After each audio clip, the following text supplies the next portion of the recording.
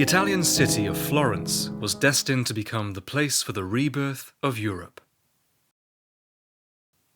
The ghosts of Rome's past marked a pause in man's development.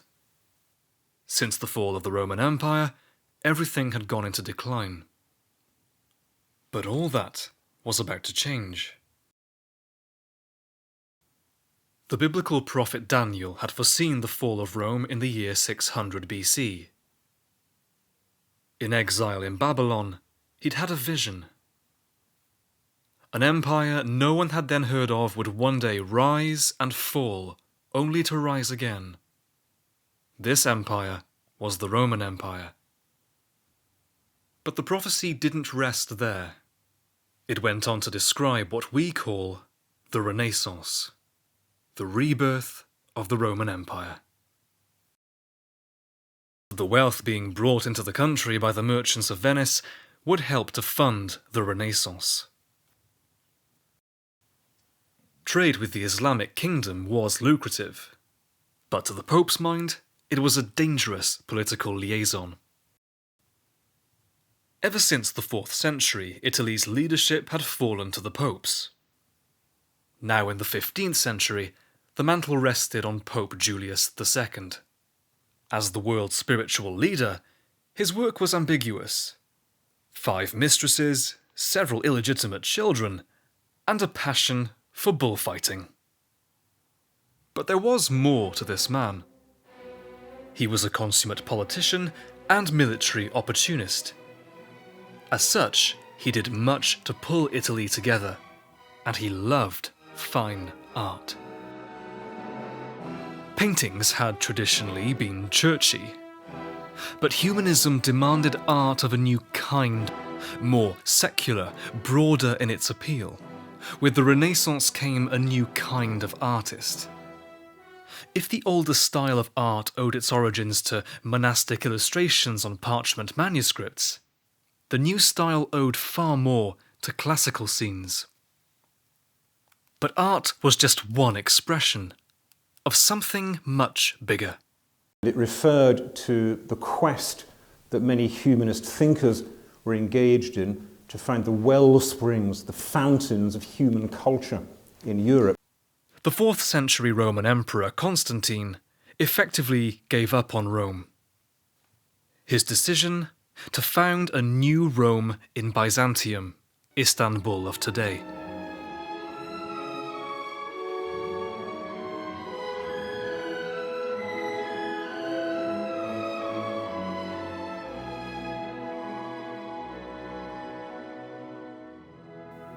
In the 15th century, Pope Julius's hope for a restart was one shared by Europe.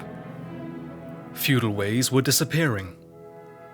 But secularized as things had become in the quest for man's classical roots, it wasn't the secularism in our modern-day sense of the word. Today, when we use that word humanism, we're thinking of an anti-religious philosophy of life. This life is all there is, there's nothing beyond, there is no God, man is the measure of all things. So that's secular humanism, that's what we mean by the word. We mustn't read that meaning back into Renaissance humanism, which actually lay behind, in many ways, the Reformation. Luther was strongly influenced by Renaissance humanism, Calvin even more so. The part played by wealthy families like the Medicis cannot be overstated. Through their untold wealth, they promoted Renaissance humanism. Their private chapels, whose designs revered the afterlife, also expressed their belief in the pursuit of man's progress and achievement. The rapid urbanization of early modern Europe, the cultural effects of the Renaissance, the recovery of the importance of sources and studying the study of original languages, the new climate in European history, looking for freedom, looking for something beyond the established patterns of authority, they all contributed. The Pope was proactive in his pursuit for a strong and unified Italy. The rebuilding of Rome was to be the rallying call. But not to the country of Italy only. It was to be a symbol that Catholics everywhere could be motivated by. Michelangelo's biblical scenes in the Sistine Chapel were painted at the Pope's instigation. Scenes like the creation of man and the final judgment. Leonardo da Vinci, more than any other man perhaps, represented the Renaissance ideal of the totally accomplished man. The thinker, the artist, the inventor of the aeroplane and the helicopter, a student of biology and pioneer of the world of medicine. He seemed to embody man who had suddenly come of age, the man who would catch up the development of human power after it had lain fallow for centuries. But grand as the ecclesiastical architecture was, there was, as everyone knew, much to reform within the Church. The condition of the Church was so in need to recover its the New Testament message. And so I would say that it is not a product of the 16th century, although it happened then, and for some historical reasons, but basically, theologically, it was a work of God that led to the rediscovery of the great doctrines of Scripture alone and justification by grace alone through faith alone, that had always been part of apostolic teaching even throughout the centuries of the Christian Church. Two church reformers, Martin Luther in Germany and William Tyndale in England, were part of the new wave of Renaissance thinking. Yet as members of the Catholic Church, they had come to the same realization: that people should have the chance to read the Bible, if not in the original languages, at least in accurate translations of them. This belief brought them into conflict with the Pope and the Catholic Church.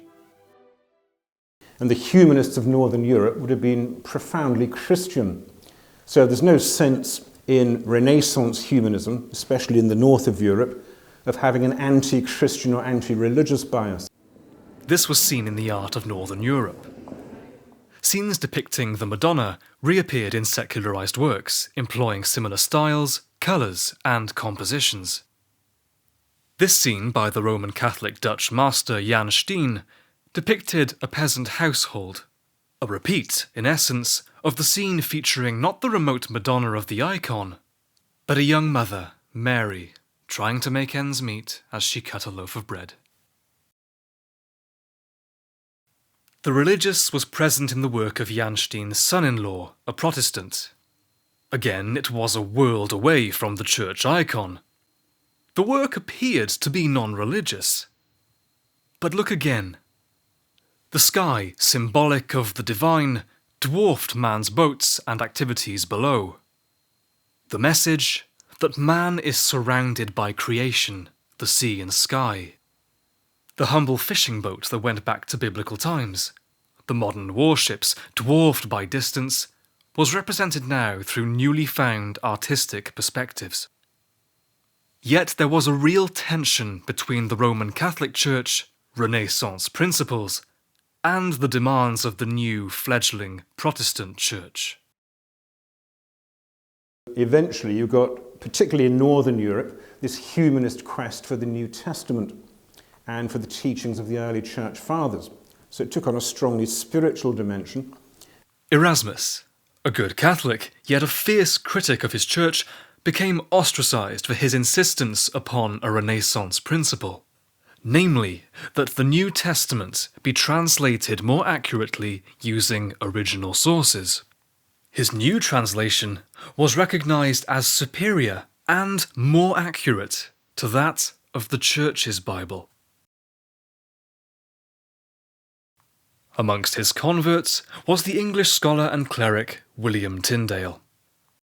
It was Erasmus who taught people to look to the Greek New Testament rather than the Latin Vulgate as the proper biblical authority.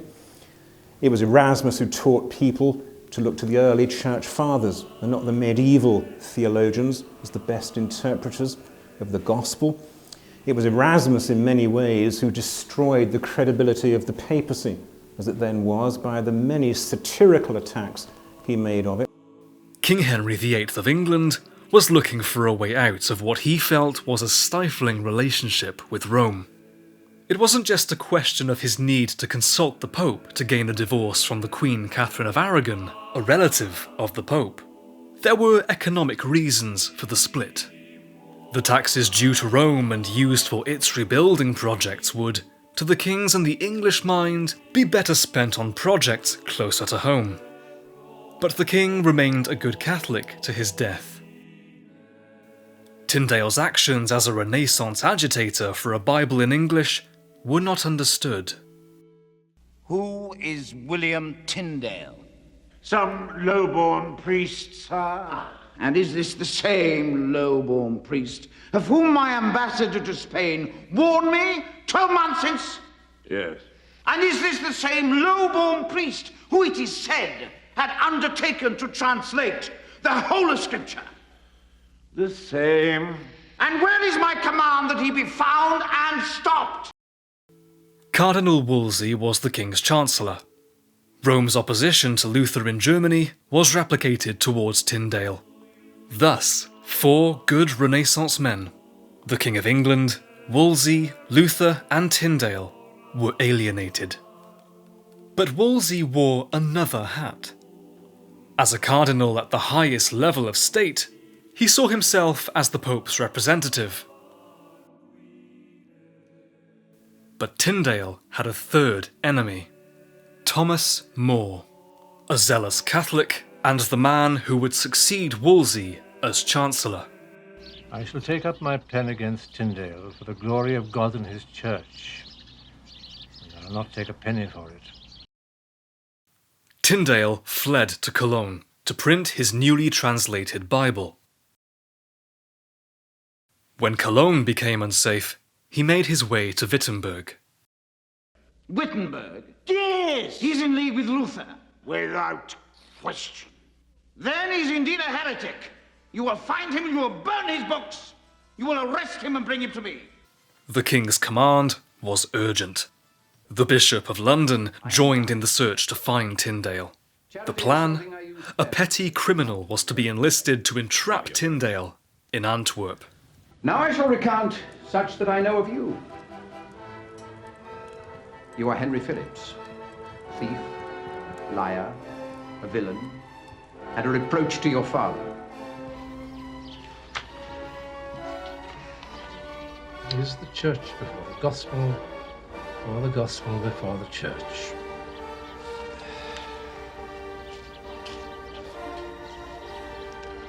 I tell you, the Romish church from which the Lutherans came out was before them, and therefore is the right one.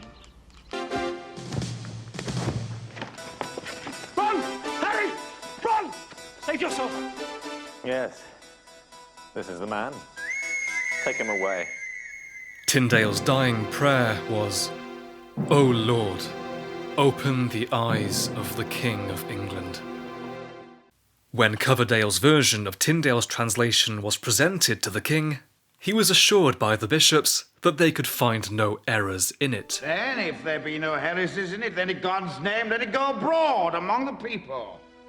The Protestant Reformation was basically a rediscovery of the full authority of Scripture over above the Church, and the message of justification by faith, by grace alone, received by faith, through faith alone. And it happened in the 16th century because of contingent historical circumstances, but its main theological thrust was not part and parcel of an historical process only. It was a supernatural work of God. The king recognized the voice of God through Tyndale's Bible